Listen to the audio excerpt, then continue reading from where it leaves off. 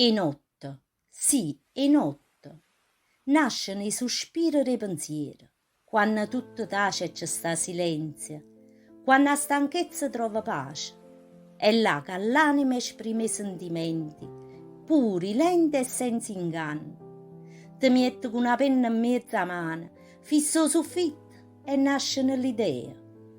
Ti vengono a mente cose raionnate, una confessione, una cosa bella o dispiacere.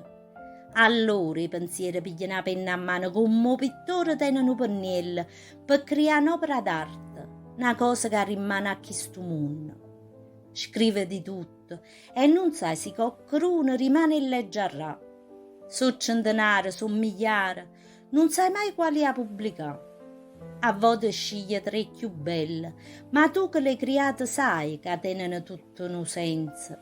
Perché cose che tu scrivi sono cose vere, che viste e che sentute da tanta gente.